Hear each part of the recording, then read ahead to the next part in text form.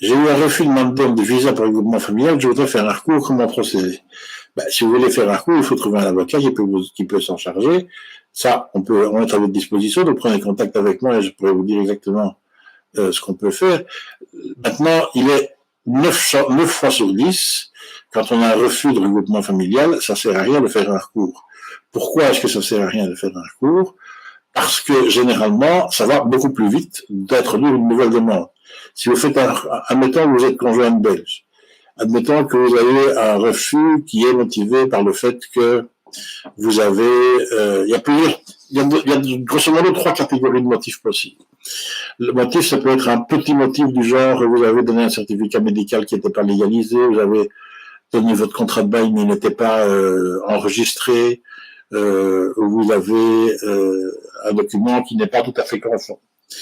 À ce moment-là, on peut généralement régler le problème à l'amiable dans un délai d'1 mois sans faire de recours. Donc ça, il faut prenez contact avec nous. Dans ce cas-là, si c'est quelque chose de ce genre-là, prenez contact avec nous. Nous, vous le transmettez de bon document et on arrangera ça avec l'Office d'étranger, même si le document vient par après. Ça, c'est quelque chose qui se fait très régulièrement.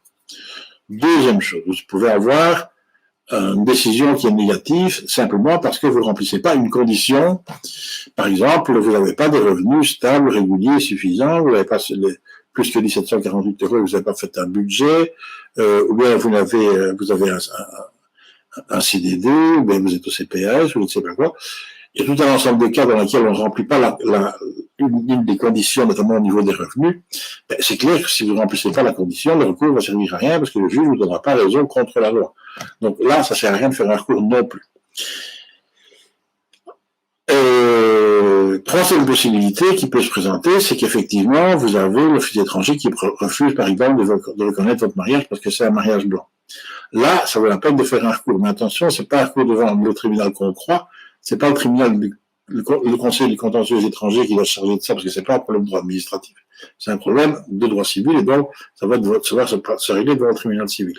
Donc, avant de savoir s'il faut faire un recours ou pas, il faut savoir le motif du refus, et voir si ça vaut la peine de faire un recours, parce que si, par exemple, vous avez un dossier qui n'était pas complet, par exemple, vous n'avez pas donné la preuve qu'il y avait des revenus réguliers, stables et suffisants, faire un recours, ça va durer un an de procédure devant le Conseil du contentieux des étrangers, où vous allez perdre en fin de compte, et à ce moment-là, vous devrez demander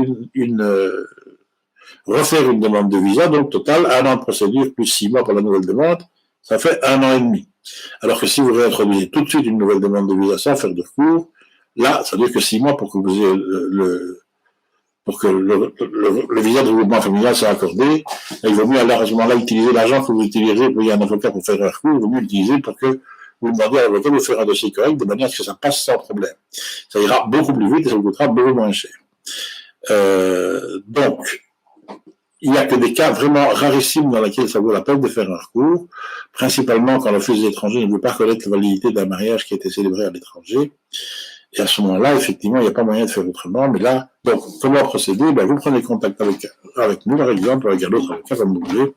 Prenez contact avec nous, on examine votre décision et sur base de ça, on vous conseille si ça vaut la peine de faire un recours ou pas.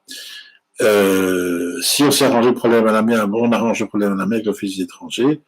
Et si c'est pas nécessaire de faire un recours, on peut vous préparer le nouveau dossier de visa de manière à ce que vous ayez un dossier qui tient la route cette fois-là et qui arrive à l'obtention de votre visa.